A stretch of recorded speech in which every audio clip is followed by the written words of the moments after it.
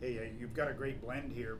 It was interesting, you was talking the last time you were here 4 years ago, and you picked out a 22 or 24 inch ride that you really liked when you were here. Yeah. But then you went home, and in a different setting, Yeah. it wasn't quite what you expected. Right. It changed from when you were here. And then you said you've kind of just discounted it for a year, and then a year later you went back. And now it's your favorite cymbal. Yeah, one. Yeah. That's right. So, I mean, that's kind of a lesson for everybody. It's very important to, listen to them in different environments. Even the other vault room versus this room, and on the kit, cymbals are going to sound different, even from one stand to another. Yeah. Kind of. Even the sticks you're using. Yeah. Change the Absolutely. sound. So yeah. stick, the room. Yeah. Microphones. Yeah. Very. Everything changes. So take into consideration as many things as you can when you're selecting it. There's only so many things you can do within this environment, but certainly the kit and all over this rug, it changes it from out in the other room where it's concrete floor. Yeah, correct. So when you go home and spend all this time working on them, you want to make sure you're happy because you invested to travel and everything That's to right. get here and select the cymbals, hopefully that you use for many years. But Yeah, and I'm just trying to get a wide range of sounds, going from really high to really low to something that is really open, something that is really almost dead.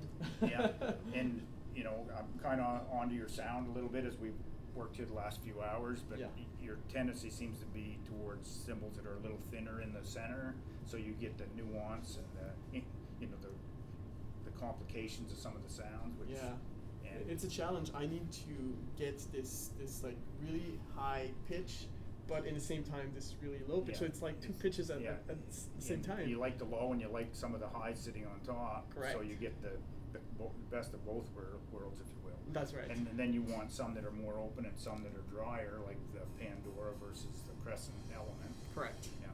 It's funny today, I know we were checking out some of the HHs, some you really liked, but you were drawn to the Crescent Element and the hats and the ride very much so. Yeah.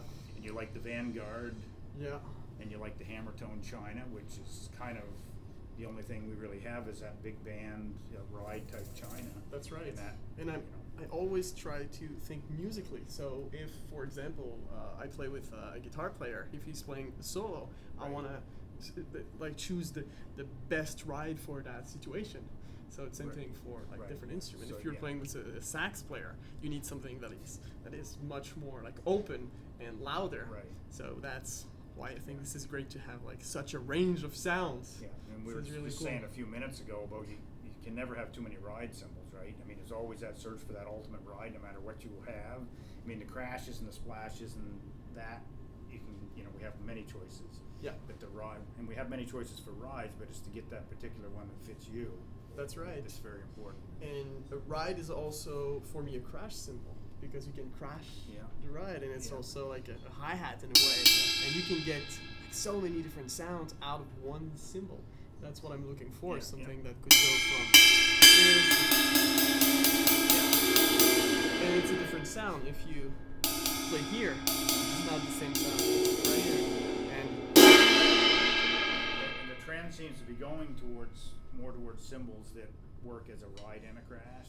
Yeah. Vanguard is that way, and some of the new models in our HH, the 22 thin. That's amazing. Yeah, we don't call them rides or crashes necessarily. Yeah. Even some of the collection, the big and ugly, the Kings and Pandoras and Novas and Apollos, they're not classified as rides, they're even cymbals. though they're big. They're just they're what you want them to be, and how if they work well in any situation. Correct. That's what they're designed for. That's right. And the way you hit it, I mean, will definitely change the sound. Yeah. And some of the fun stuff, we were playing around with a flat ride. You're looking for something that you could really lay into and play hard, but it didn't go anywhere, kind of. And this is one we've been thinning out and kind of playing with. It's very cool too. We put a little sizzle in it here to change the effect. Play that one just a little.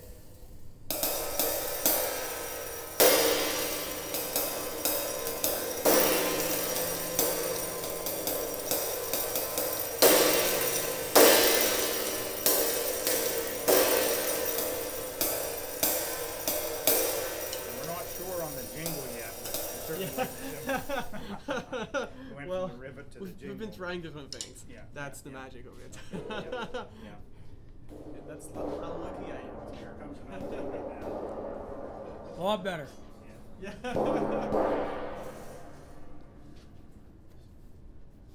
Wow. Cool, huh? Took some weight off that. Yeah.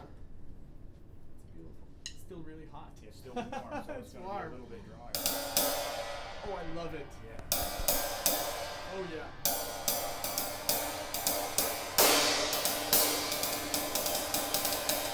Cool, huh?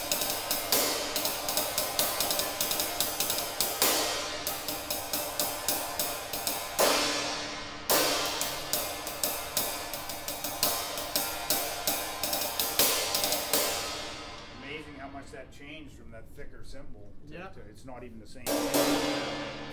And can we make it thicker? Can we make it thicker? Yeah. Yeah, we can glue two of them together. Yeah.